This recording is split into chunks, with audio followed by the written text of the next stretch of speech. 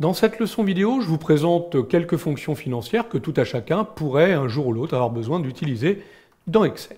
Je commence avec la fonction VPM. Elle va vous permettre de calculer le remboursement périodique d'un emprunt à taux d'intérêt constant. Vous faites un emprunt à la banque, ici 250 000, la banque vous propose un taux de 3,20%, vous allez rembourser sur 30 années tous les mois. Combien devrez-vous rembourser chaque mois? C'est l'intérêt de cette fonction VPM.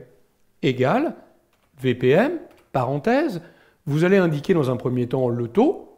Je vais donc cliquer la cellule du taux, mais attention, le taux ici est le taux annuel. Vous devez le diviser par le nombre de remboursements que vous faites dans l'année. Comme moi j'en fais 12, je vais le diviser par 12, la cellule B4. Point virgule. Deuxième argument, c'est le nombre de remboursements, de versements que vous ferez pour rembourser cet emprunt.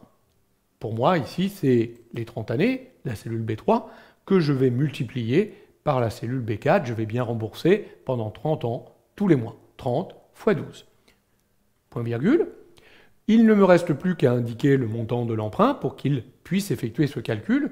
Si je me contente de cliquer sur B1, regardez, je le fais et que je ferme la parenthèse, vous allez voir qu'Excel vous calcule un chiffre négatif. Pourquoi? Parce que c'est de l'argent que vous devez. Si vous voulez avoir ici une valeur positive, puisqu'on a indiqué que c'est un remboursement, vous allez simplement ajouter un petit moins devant le B1. Moins, vous savez, ça fait plus. Et vous voyez que vous retrouvez ici une valeur positive. Il me faudra rembourser 1081,17 € pour rembourser cet emprunt. Évidemment, il faudra que je rembourse cela tous les mois pendant 30 ans. Alors, je ne vais pas faire ici un tableau complet d'amortissement de l'emprunt, mais sachez que pour ceux que ça intéresse, il existe d'autres fonctions financières.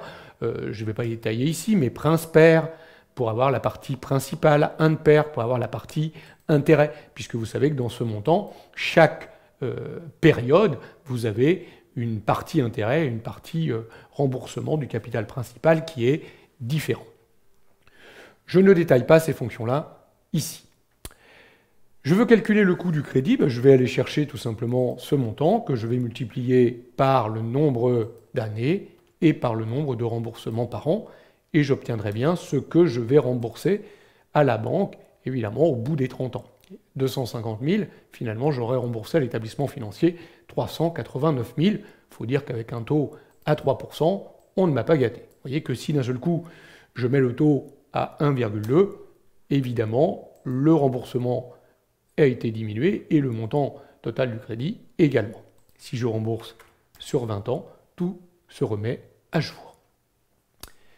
Ça, c'est la fonction VPM. Elle peut être intéressante, tout le monde pourrait en avoir besoin un jour ou l'autre. Je vous parle maintenant de la fonction valeur actuelle. En fait, la fonction valeur actuelle, elle est très proche de la fonction VPM. Cette fois-ci, vous connaissez le remboursement périodique de l'emprunt. Vous connaissez également le taux, la durée et le nombre de remboursements, mais vous aimeriez retrouver la valeur actuelle, autrement dit, le montant qui a été emprunté. Vous allez pouvoir utiliser la fonction VA pour cela. Égale VA, parenthèse. Il lui faut le taux, même principe, on va aller chercher le taux ici, qu'on va de nouveau diviser par le nombre de remboursements par an. Point virgule. Deuxième argument, on retrouve l'argument NPM qui correspond au nombre de versements. Donc on va reprendre la durée qu'on va multiplier par le nombre de remboursements dans l'année. Point virgule. Et là, à la différence, c'est qu'on ne veut pas venir chercher le montant de l'emprunt, mais le remboursement périodique. Et regardez, si je ferme la parenthèse, je vais retrouver le montant. Alors là, même principe. J'aurais dû mettre mon moins ici pour l'avoir en valeur positive. Vous voyez que j'ai réussi à récupérer le capital de départ emprunté simplement en ayant le remboursement périodique de l'emprunt, le taux, la durée et le nombre de remboursements. La troisième fonction que je vous propose ici, c'est la fonction VC. Elle va vous permettre de calculer la valeur capitalisée. Imaginez, vous voulez tous les mois placer dans un établissement financier 250 €, et ce pendant un certain temps. Vous savez que la banque va vous rémunérer un certain taux d'intérêt, et vous aimeriez bien savoir, à l'issue des 3 ans, à l'issue de cette période, combien vous aurez à la banque. C'est tout l'intérêt de cette fonction VC. Égale VC, parenthèse. Notez qu'à chaque fois, les arguments sont très proches. BPM, BA, VC. Il faut indiquer le taux, c'est toujours le taux qu'on va ramener à la période. B4 divisé par B3, le nombre de remboursements dans l'année. Point virgule. L'argument suivant, c'est toujours le nombre de remboursements, ou ici le nombre de versements. En l'occurrence, la cellule B2 qui contient 3 multiplié par 12. Point virgule. Et enfin, de nouveau, je vais mettre mon moins, et cette fois-ci, aller chercher le montant que j'épargne. Je vais fermer la parenthèse, appuyer sur Entrée. Voilà, j'obtiens le résultat. Au bout de 3 ans, si je mets 250 € par mois à la banque, rémunéré à 1,20%, j'obtiendrai le montant de 9 159,30 €.